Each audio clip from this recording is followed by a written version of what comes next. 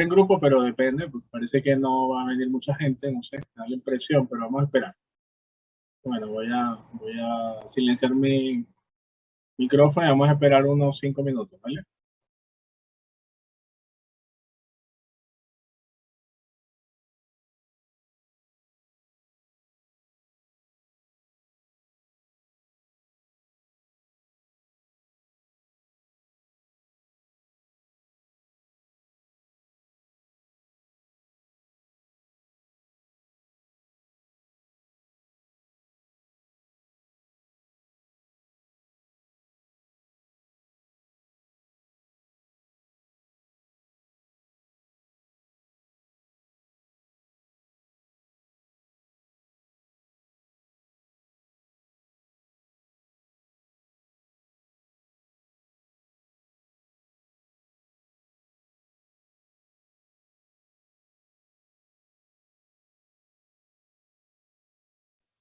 Profe. Profe.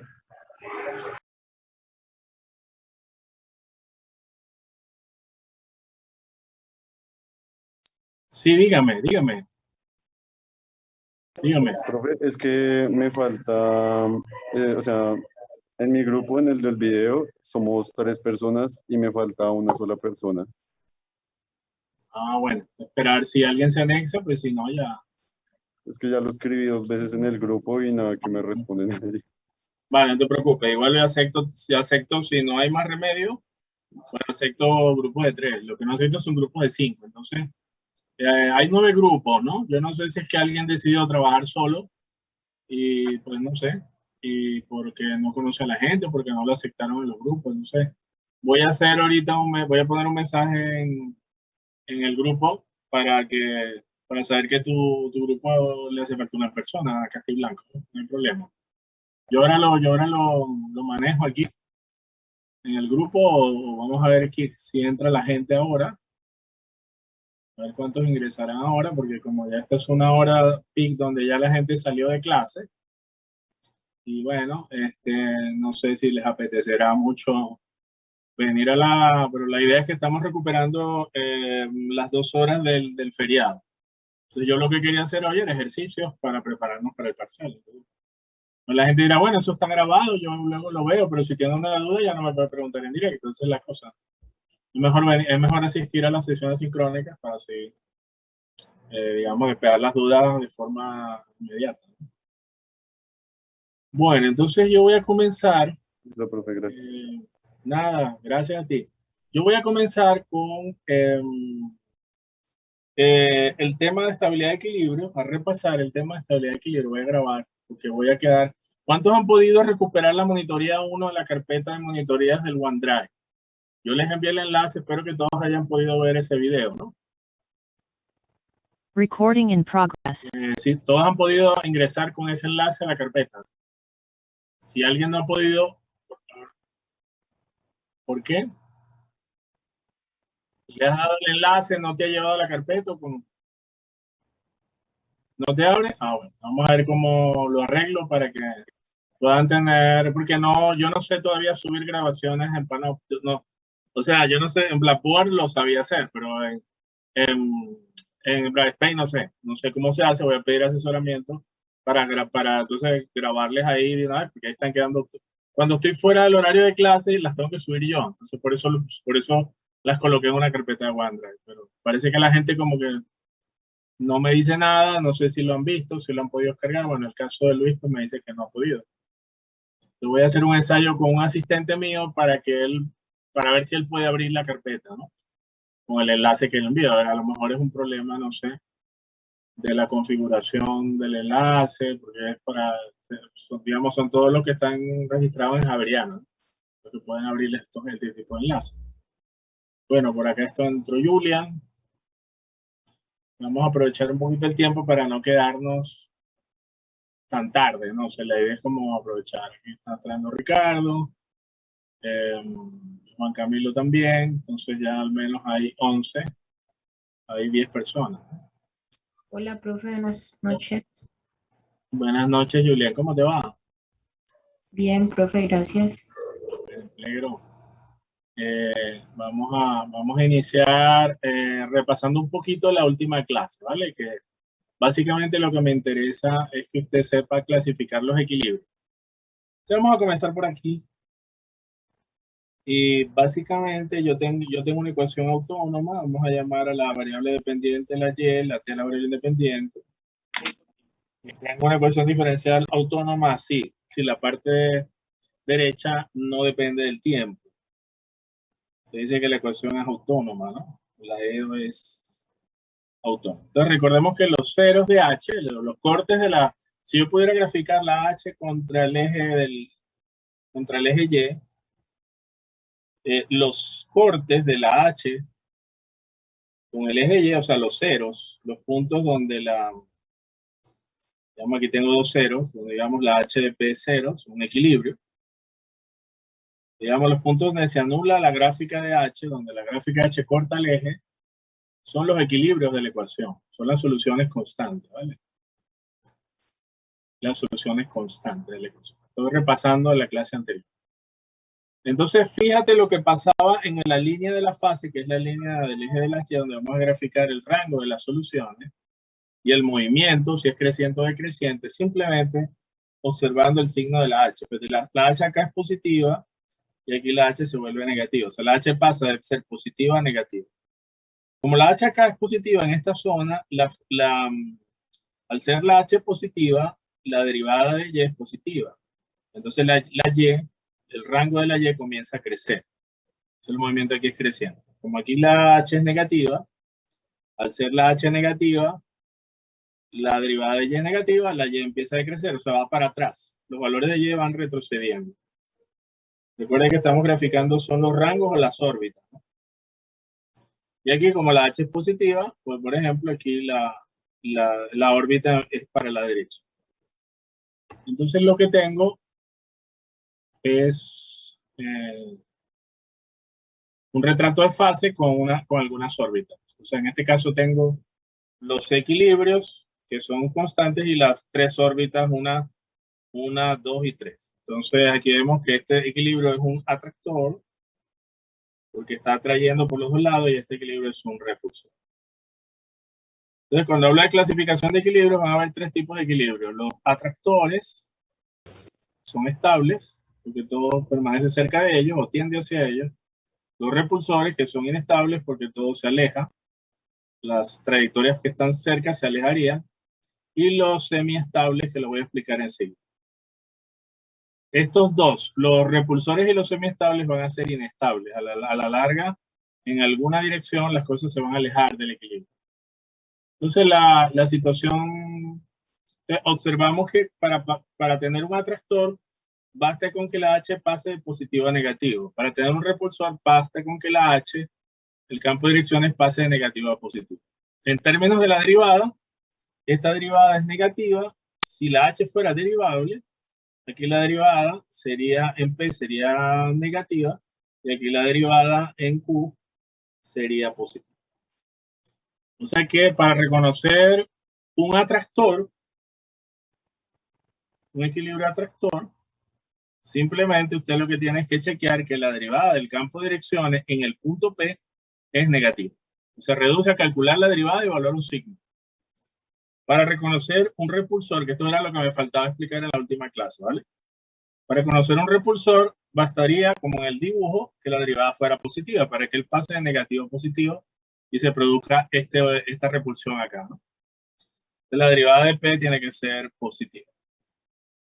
Y hay una situación adicional que es cuando la función tiene una tangencia, es decir, cuando la H, supongamos que la H tiene una tangencia aquí. O sea que en este equilibrio, vamos a llamar este equilibrio Q, la H toma el mismo signo a ambos lados. También podría ser así, ¿no? Podría tomar el signo negativo a ambos lados, por ejemplo aquí en el punto P. Y la situación allí es que al ser la H positiva a ambos lados, la órbita en Y, el rango, los valores de Y, la derivada de Y va a ser positiva. Entonces esto siempre va a estar creciendo a ambos lados. Y entonces esto es lo que se llama un equilibrio semiestable. porque atrae de un lado y repele del otro. O sea, por un lado es estable, o sea, atrae, pero por el otro lado repele, es inestable. Íntegramente es algo inestable, porque va a repeler del lado derecho. Las cosas se van a alejar, pero del lado derecho. Entonces se llama semiestable.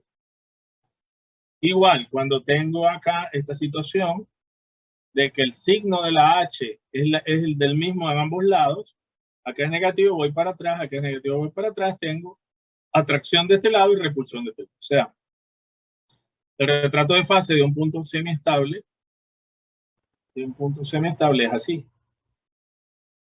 Un punto semiestable es así. Atrae de un lado y repele del otro. O al revés. Podría ser así.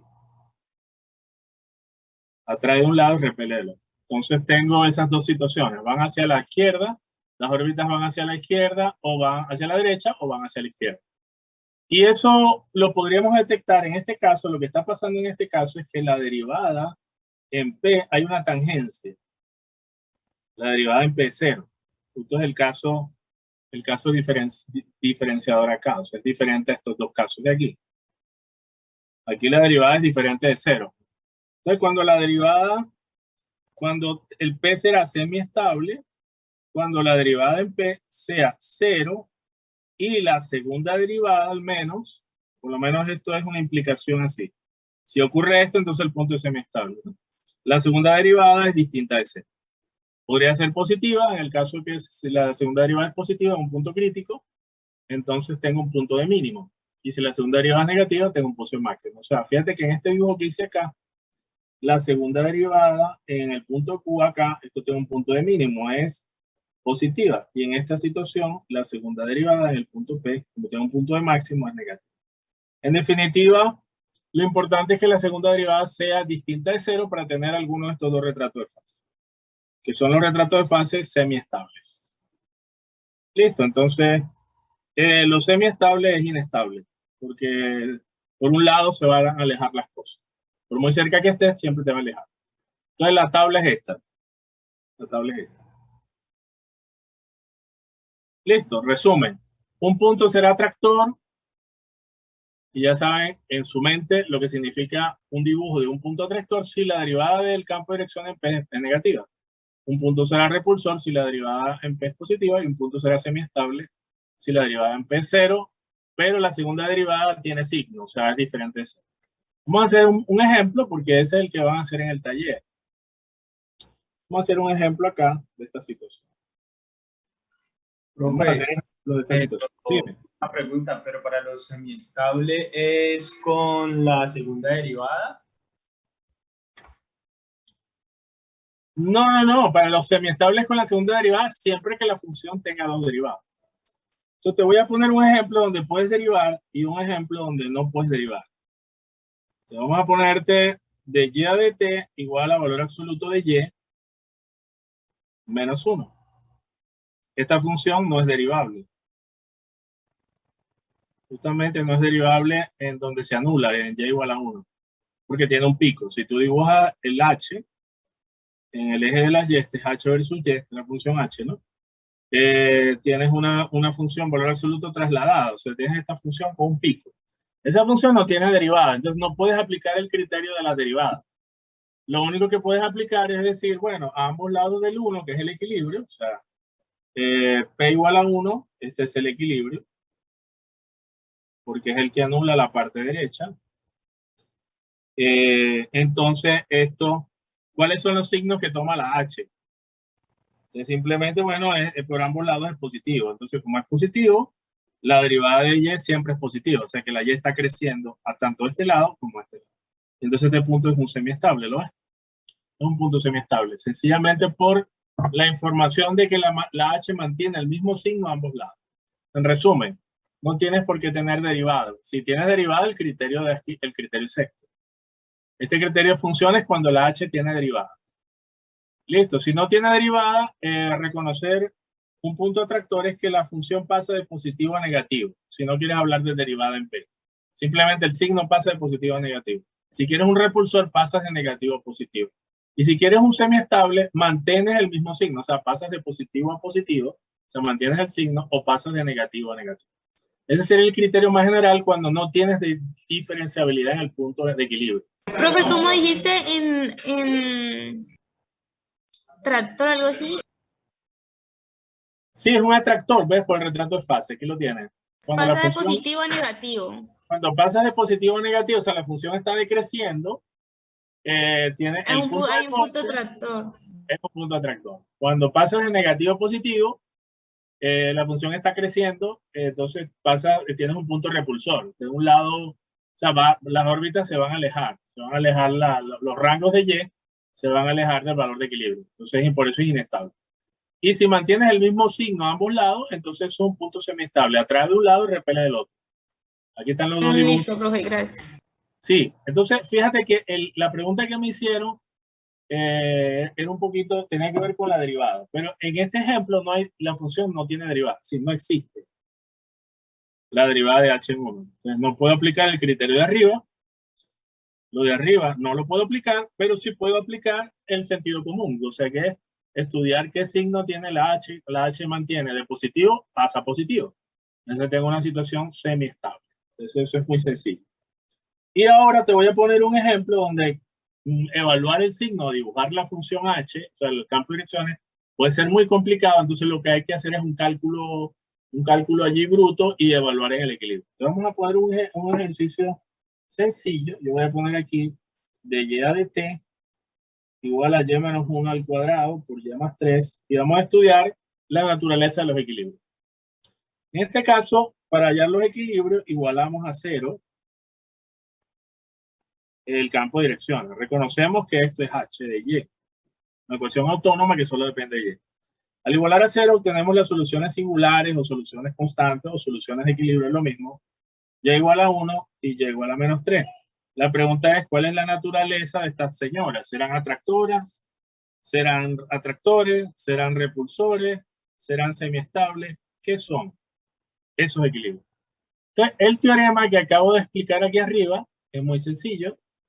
Para que sea más rápido, usted deriva la h, le evalúa en el equilibrio y le mira el signo. Eso es todo. Si es negativa es porque la derivada es negativa, la función viene de positivo a negativo, viene decreciendo y tiene un atractor. Si es positiva, va creciendo, tiene un repulsor. La h es la que va creciendo, el campo de dirección. Y si mantiene el mismo signo o la derivada es 0, vamos a estudiar eso. Entonces vamos a identificar el h, ya lo tengo identificado, y vamos a derivar el h respecto del y. ¿Qué es lo que van a hacer ustedes en el cuestionario que les envié por correo, ¿no? Ahí tienen el cuestionario, que por cierto, ahora ya lo corregí porque en la última pregunta, en la de temperatura hay un pequeño error en la selección. Ya lo corregí ya.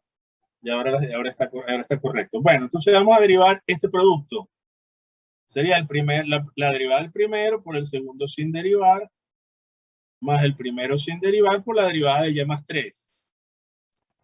Con respecto a y es 1. O sea que esto lo que queda es 2, y menos 1, y más 3, más y menos 1 al cuadrado. Y esto lo voy a evaluar en el equilibrio 1, por ejemplo. Vamos a estudiar el equilibrio 1, entonces evalúo esto en 1. Recordemos que cuando evalúas en 1, este término va a ser un 0. 1 menos 1 es 0, entonces este término se cancela. Y este también se cancela. Se cancelan los dos. Entonces, entonces estamos en una situación de punto crítico. Vamos a ver si tengo un punto semiestable. Entonces voy a estudiar la segunda derivada en 1 para ver si esto es diferente de 0. Si es diferente de 0, estoy en la presencia de un punto semiestable. Listo. Entonces, si es positivo, la función h tendría un mínimo. Y si es negativo, la función h tendría un máximo local y podría dibujar el retrato de fase inclusive cerca del punto 1. Bueno, entonces vamos a volver a derivar.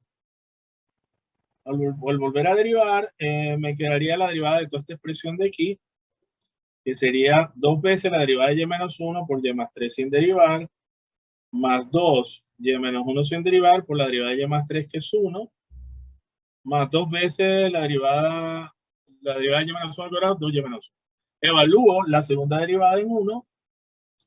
Esto se va a cancelar porque 1 menos 1 es 0, 1 menos 1 es 0, y me queda 2 veces 1 más 3, o sea, me queda 8, que es positivo. O sea, es diferente de 0. Entonces el punto es semiestable. Inclusive usted puede pintar la H cerca del punto 1. Como eso es un punto crítico, donde tiene un positivo, entonces H tiene un mínimo local. Segunda derivada positiva es porque la función tiene un mínimo local en y igual a 1, que era un punto crítico, ¿no? Porque la primera derivada dio 0. Listo, entonces tiene un mínimo local y puede hacer un dibujito así como una pequeña parábola ahí que tiene un mínimo local. Si H está tomando valores positivos a ambos lados sobre la línea de fase del eje de la Y, este es el eje H, este es el eje Y, el movimiento de la órbita es creciente porque la H, que es la que da, la H de Y, que es la que da el signo de la derivada de Y respecto de T, es positivo. Entonces la función. Entonces esto es un punto semiestable. El retrato de fase inmediatamente es así.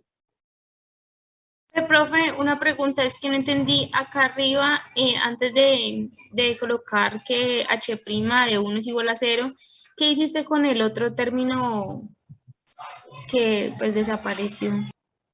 ¿Cuál? Este de acá, profe, este Y más 3'. La derivada de Y más 3 es 1, porque estoy derivando respecto de Y. Ok, sí, ya no lo había visto, qué pena, profe. Respecto de Y, porque es para ver el crecimiento de la H en función de la variable dependiente, se calcula la derivada, ¿vale? Listo. No, Entonces, sí, profe, sino que no avisó que era el de la derivada, qué pena. sí, la derivada es 1, acá es 1. Bueno, entonces es sencillo porque inclusive el retrato de fase puedo dibujar el retrato de fase cerca de 1. Sí, Manuel, dime, cuéntame. Profe, que si, o sea, que si la segunda derivada da negativa, entonces también sería semiestable. Claro, pero el retrato de fase te da al revés, te da así. Si la derivada en el punto, la segunda derivada es negativa, el retrato de fase te daría así. Porque tendrías un máximo local y la función luciría así. Listo. Entonces tendrías los signos negativos y entonces vas para atrás. Las órbitas irían al revés. Listo, eso es. Eso es correcto. Bueno, entonces en este caso, vamos a estudiar el último equilibrio que me quedó pendiente y que es y igual a ¿qué? A menos 3. Me falta el y igual a menos 3. Entonces lo mismo, sustituyo la derivada de h en menos 3, a ver cuánto me da, para ver si la función está creciendo o decreciendo allí. O sea, si paso de positivo a negativo o de negativo a positivo. Entonces, sustituir aquí, vamos a sustituir la derivada de y. Acá tengo la fórmula. Y vamos a sustituir la y por menos 3. Al sustituir la y por menos 3, este término desaparece. Y me quedaría menos 3 menos 1 al cuadrado. Y eso es lo que me queda en la derivada. Eso me quedaría menos 3 menos 1 al cuadrado, que sería 16, que es positivo.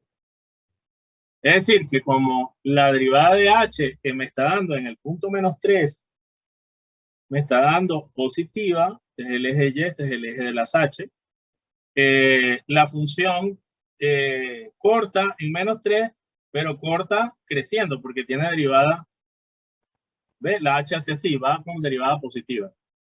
Quiere decir que la función pasa de pasa de negativo a positivo. Entonces aquí las órbitas están creciendo, porque esto es positivo, y aquí están decreciendo, y lo que tengo es un repulsor. ¿No? De memoria. Estoy volviendo a repasar el argumento. Derivada positiva es un repulsor. Entonces automáticamente este equilibrio se vuelve un repulsor. Y si es un repulsor, es un punto inestable. Hemos terminado. ¿Vale? Entonces eso lo vamos a hacer con el primer ejercicio del cuestionario. En el cuestionario tienen un par de ejercicios que son un poco sutiles, donde hay que derivar en algunos hasta 2 veces. Porque vas a descubrir que van a aparecer cosas semiestables en la pregunta. ¿Listo? Bueno, finalizado este tema, voy a hablar de otros 2 problemas del cuestionario. Seleccioné un problema. Una pregunta. Sí. ¿Por qué cuando evaluaste la función en 1 dijiste que era un mínimo local y no ninguna de, digamos, era un punto de repulsión o... ¿A dónde? Ahí donde dice h es un mínimo local en y igual a 1. Sí,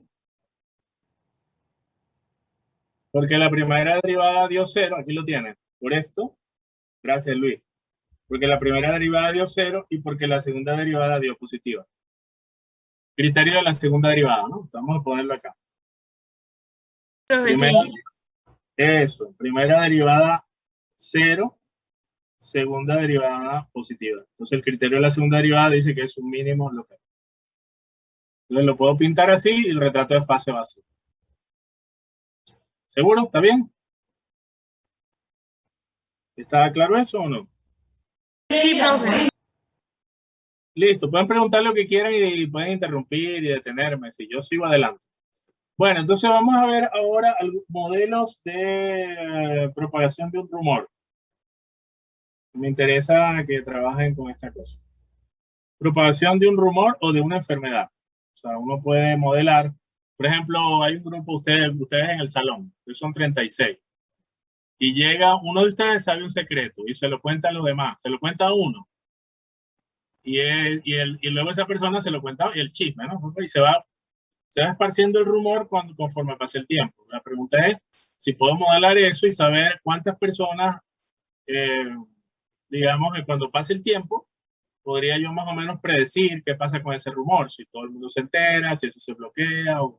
Eso es lo que quiero hacer. O podría, en vez de ser un rumor, podría ser que una persona tiene coronavirus y empieza a contagiar a los demás. O sea, hay una población javeriana, llega una persona contagiada y bueno, y ese contagia a otro y ese contagia a otro. Entonces quiero como tratar de modelar eso. ¿Cómo se propaga un rumor o una enfermedad? Y entonces la hipótesis que vamos a decir, vamos a suponer que R es el número de personas que conocen el rumor. Hay personas que no conocen el rumor. Vamos a suponer que el número total de la población son 1000 personas, por decir algo, o 100 personas, digamos. O sea, tengo un número de población. En este caso son 100 personas. R en función del tiempo, personas que conocen el rumor.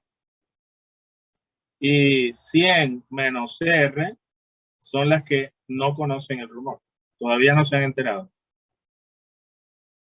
Listo, entonces vamos a poner una hipótesis sencilla que dice que la tasa de esparción del rumor, o sea, la velocidad con que se propaga ese rumor, que es la derivada respecto al tiempo, es directamente proporcional al número de personas que conocen el rumor. O sea, si hay más personas que conocen el rumor, pues se va a propagar más rápido.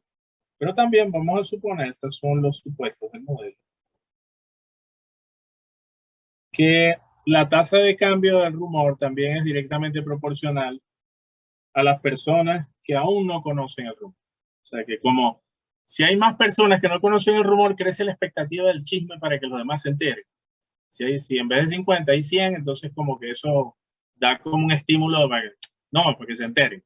Bueno, eso es como un supuesto ideal que dirá que esto también es proporcional a 100 menos R. Entonces resulta que, es decir, que yo podría expresar esas dos de una sola ecuación diciendo que de R de T es un múltiplo de la R por un factor, pero también es un múltiplo de 100 menos R, o sea que aparece 100 menos R por otro factor. O sea que aparece multiplicando las dos. Y aquí la constante de proporcionalidad K, que mide la sensibilidad del chisme. O sea que si K es muy grande, porque ese rumor se va a propagar más rápido. Si K es muy pequeño, es poco interesante y ese rumor casi no se va a propagar. Entonces ese K es un parámetro, el parámetro de la dispersión, ¿no? De cómo se propaga la cosa. Si fuera una enfermedad, sería la tasa de contagio, sería como la tasa en que se está propagando la enfermedad. ¿Tenemos alguna condición inicial en el problema? Pues sí. En el instante inicial, una persona es la única que sabe el secreto. Eso es otro supuesto. O sea, una persona al inicio solo conoce el rumor. Eso es otro supuesto. Este es un supuesto, este es un supuesto y este es otro. Supuestos. Una persona al inicio solo conoce el rumor. Entonces, Listo, o sea que Profe, Ah, No entendí Sí, muy bien por qué planteaste la ecuación R por 100 menos R. claro, porque el supuesto son dos supuestos, que la tasa de cambio del rumor es directamente proporcional al número de personas que conocen el rumor y también es directamente proporcional a los que no se han enterado del rumor. Crece la expectativa. Entonces ese es el supuesto del modelo. Y el otro supuesto es que una persona al inicio solo conoce el rumor, o sea que tienes un valor inicial igual a 1. O sea, en el t igual 0, solo r de 0 es 1. Y la ecuación diferencial pues será, si es directamente proporcional a esta cantidad y es directamente proporcional a esta cantidad, entonces directamente proporcional también. Es decir, aparece R, o sea, de R de T es R por algo, pero de R de T también es 100 menos R por algo. Entonces los dos son factores, ¿tú me entiendes? Es como si dijeran, bueno, 20 es 2 por 10. O sea, el 2 es como el R. Y el factor que te queda al lado es 10. Ah, pero 5, también R, también la derivada es 5 por 4. Te aparece como factor tanto el 5 como el 2. Por eso los pongo como factor, porque son directamente proporcionales. Y lo que queda ahí pues será una constante proporcional. No sé si me entendiste la idea. Sí, profe, ahora sí, Sí, gracias. entonces tiene que ser proporcional al producto. Claro, entonces uno podría preguntar, o hacer una pregunta inocente, ¿no? Uno podría preguntar esto. Al cabo de mucho tiempo,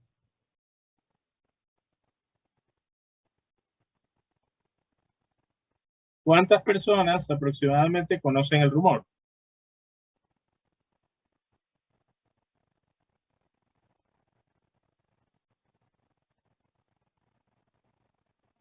Entonces, tú podrías hacer separación de variables y resolver esto, bla, bla, bla. O sea, uno podría decir aquí, bueno, yo me volví un experto resolviendo esto. Entonces yo digo, bueno, esto es de R, sobre R, 100 menos R. Esto es de T por K, integro, hago fracciones parciales, bla, bla, bla. Y eso se resuelve y consigues como si fuera una logística. Igualito que una logística, consigues la R y consigues la fórmula completica. No hay problema, tú podrías hacer todo eso y eso te puede tomar 10 minutos. Listo, pero si te preguntan si al cabo de mucho tiempo cuántas personas aproximadamente conocen el rumor, lo que te están preguntando más o menos es si tú conoces el límite del número de personas cuando el tiempo es grande. Y entonces lo que hacemos aquí es más fácil hacer un análisis cualitativo, que es ver los equilibrios y ver cuando esta es la función h de R, cuando la h es positiva, cuando la h es negativa. Obviamente R es una variable siempre mayor o igual que 0. Entonces si hacemos análisis cualitativo, obtenemos R la función h versus la variable dependiente, que es una función, si no la dibuja, es una parábola, ¿ves? R por 100 menos R Profe, que se calcula. una pregunta. Eso que vos nos enseñaste sobre las soluciones particulares y las homogéneas, si planteamos la solución particular, ahí podríamos hacer el... No, porque esto no es una ecuación lineal. Esta ecuación no es lineal, es cuadrática. ¿No ves que R por R es R cuadrado? Esta ecuación es no lineal. Es una ecuación no lineal. Entonces ahí no puedes hacer nada de eso de la particular de la homogénea porque no es una ecuación lineal. Es una ecuación no lineal que hay que separar variables. Si quieres la fórmula exacta del R de T, del rumor, tú separas las variables. Pero si lo que te están haciendo es una pregunta cualitativa como esta, es decir, el límite de R cuando T tiende a infinito, entonces es un estado asintótico. Entonces, bueno, vamos a ver hacia dónde tienden las soluciones. Entonces yo digo, bueno, yo grafico la función K por R por 100 menos R, es una parábola que abre hacia abajo, se anula en 0 y en 100. Es decir, los equilibrios son estos dos. Y eso lo estudiamos en una población logística. O sea, automáticamente sabemos que esto es una solución constante, R versus T, y el 100 es otra solución constante. Es un análisis cualitativo, como el que ya se hizo en los ejercicios que ya han trabajado, dice que si estoy entre 0 y R, la solución va a crecer. Si estoy por encima de R, la solución va a decrecer. ¿Y eso cómo lo sabemos? Bueno, porque aquí la H es positiva y aquí la H es negativa. Es decir, si observamos bien el análisis de signo de esto, R siempre es mayor o igual que 0, ¿no? Entonces, 100 menos R será positivo cuando R esté por debajo de 100 y sea positivo. Entonces ahí la función es todo esto es positivo y la derivada de R respecto a este es positivo, o sea, R crece. El mismo análisis que han hecho todos los ejercicios en lo de la logística lo aplica acá. Entonces la R está creciendo y si R está por encima de 100, está decreciendo. Al final va a converger a 100.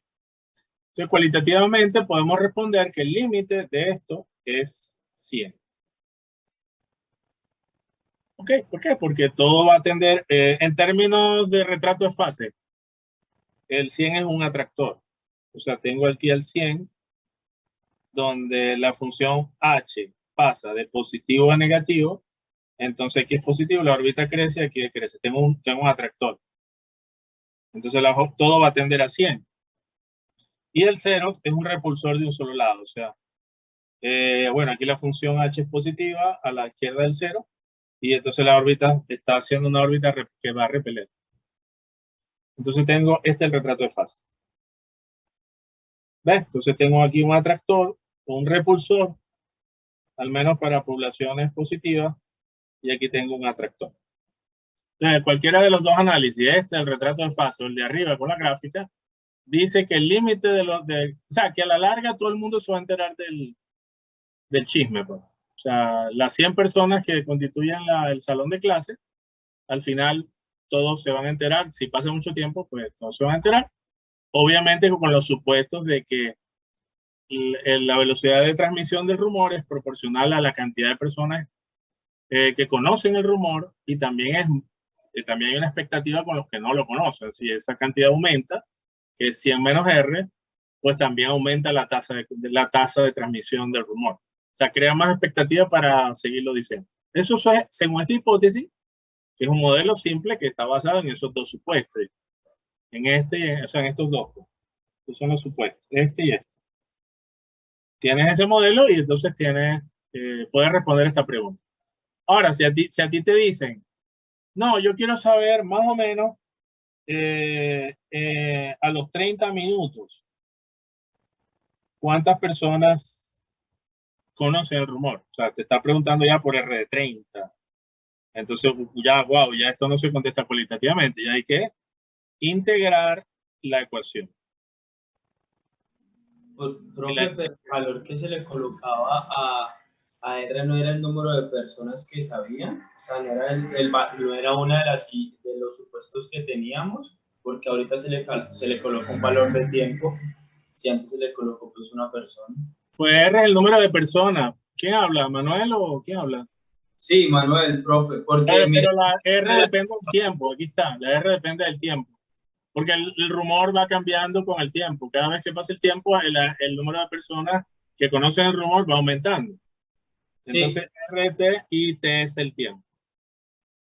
Ok, entiendo. Y esto puede estar medido en minutos, por ejemplo, en horas, como tú quieras. Sí, bueno, ese es un no modelo que quería presentarles hoy.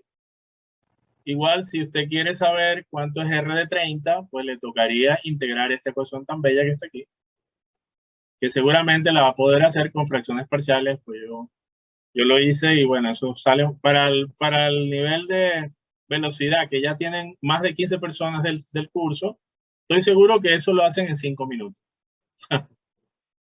Al menos yo sé que, al menos Narly, Luis y ¿cómo se llama? Y bueno, y muchos de los que están acá, en particular, bueno, Gianmarco, por ejemplo, y esta chica que entró, pero no la veo. Julian. ¿Ah? Julian, profe. Julian, sí. Julian, seguro que yo la hace muy rápido. Bueno, listo, hasta aquí llegó este ejemplo. Dije que me iba a tardar media hora y ya llevo 37 minutos. Bueno, se acabó aquí el ejemplo. Bueno, y un tercer ejemplo interesante son los problemas de temperatura. Tú tienes, por ejemplo, un frigorífico acá, una nevera acá.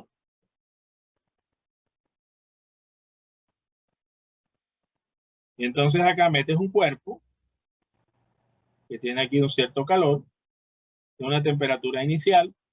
El frigo tiene una temperatura, vamos a llamar temperatura del medio, digamos, y por ejemplo, menos 12 grados, la temperatura inicial en que se introduce este cuerpo caliente, y obviamente el flujo de calor va a salir del cuerpo más caliente hacia el medio. Entonces hay un flujo de calor y la temperatura de este cuerpo en el tiempo va a empezar a descender. Entonces la ley de enfriamiento de Newton dice que yo podría modelar este tipo de problema. Bueno, y me interesaría la temperatura del cuerpo en el tiempo t. Temperatura del cuerpo en grados Celsius o en Fahrenheit, no sé, lo que ustedes quieran. Temperatura del cuerpo. Esta es la temperatura del medio. La ley de enfriamiento de Newton dice que la tasa como cambia la temperatura, o sea, la rapidez como la temperatura va cambiando en el cuerpo, es razonablemente, uno puede suponer que con respecto al tiempo, la derivada de la temperatura es directamente proporcional a la diferencia que hay entre la temperatura del cuerpo y la temperatura del medio. O sea, si es muy grande la diferencia, pues es más rápido como cambia la temperatura. El flujo de calor es más rápido. Y ese es el supuesto. El único supuesto de la ley de enfriamiento, la ley empírica es esta. Supuesto de acá. Bueno, entonces eso se escribe en términos de una constante calorífica. O sea, directamente proporcional es que esta derivada es igual a k veces la temperatura menos la temperatura. Igual, esa es la ecuación. Y esto debe tener un valor inicial, o sea, un valor inicial, vamos a llamar temperatura inicial del cuerpo. Entonces, con este problema de valores iniciales se puede resolver sin problema. Si yo tendría que conocer varios valores de la temperatura del cuerpo en varios instantes de tiempo para estimar el valor de K. Pero digamos que eso se puede resolver con separación de variables muy fácil. Vamos a resolverlo. Queda así. Diferencial de tiempo y diferencial de temperatura. Se integra. De un lado queda el logaritmo de T menos Tm. Del otro lado queda acá por T más una constante A. Y luego aplico Euler a ambos lados y obtengo que la temperatura T menos T sub M es igual, en valor absoluto es igual a E a la A, que lo puedo llamar una constante, yo que sé, B, por E a la KT. Y el B es una constante positiva o negativa, porque he puesto aquí más o menos y quita valor absoluto. Entonces esa constante la llamo B. Listo, despejo el T y tendría la fórmula al menos general, ¿no? Temperatura del medio más este exponencial con la constante calorífica aquí y todo el tema, ¿vale? Bueno. Entonces tiene despejada la ecuación en función del tiempo y calculemos B. Para que B es una constante de integración. Para calcular B es el valor inicial. Entonces simplemente usted evalúa esto en el valor inicial, esto es T sub 0, esto es igual a B por E a la K por 0, más temperatura del medio, y resulta que la B es igual a la temperatura inicial, ¿no? Menos la temperatura del medio. Ese es el valor de la constante. O sea que ya tenemos cómo es la solución exactamente. La solución me va a quedar como, aquí la tengo, ¿no? La solución del problema de valores iniciales me va a quedar B, que sería T0 menos Tm por E a la KT más temperatura. Y esa es la fórmula del caballito de batalla para los problemas de ley de enfriamiento. Bueno, entonces los parámetros aquí que yo debería conocer son temperatura inicial del cuerpo, temperatura del medio, temperatura y la constante calorífica que o me la dan o la estimo con algunos datos del problema. Listo, ahí está, esa es la solución. Vamos a hacer un ejercicio que yo tengo aquí hipotético para que vean que uno podría, a ti te podrían dar la temperatura del medio, la temperatura del medio, te podrían dar K de forma directa o te podrían dar dos datos de temperatura distintos en instantes de tiempo distintos que te permiten estimar la K.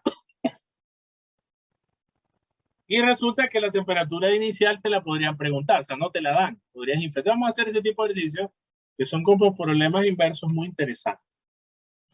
Vamos a hacer un problema donde tienes un cuerpo, la temperatura del medio, tienes un cuerpo dentro de un frigorífico que tiene 10 grados Fahrenheit, o sea que son más o menos como menos 12 grados centígrados, más o menos aproximadamente.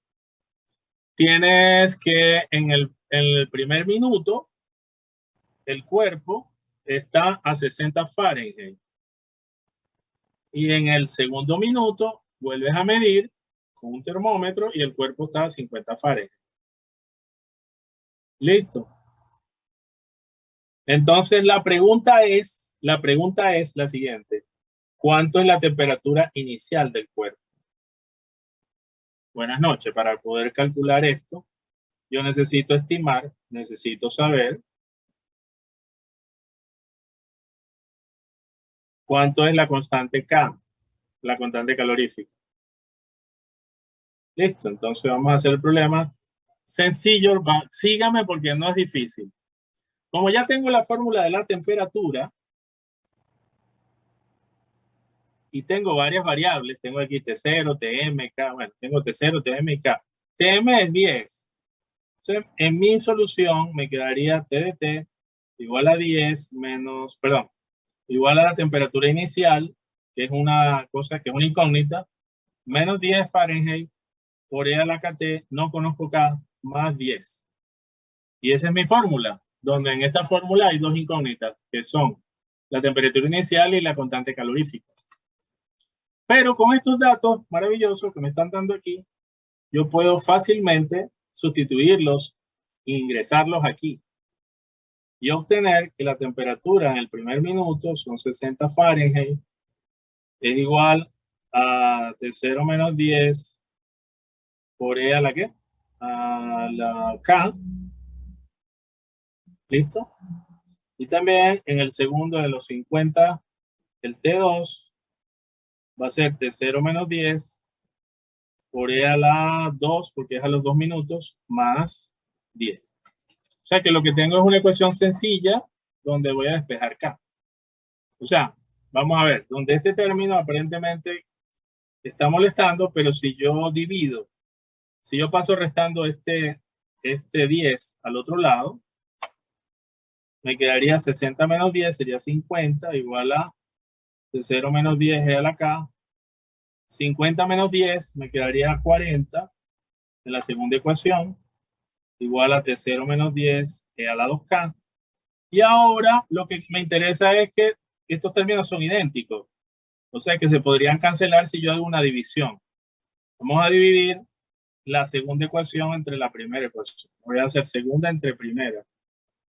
Y me quedaría que 40 sobre 50 es lo mismo que esto se cancelaría E a la 2K sobre E a la K.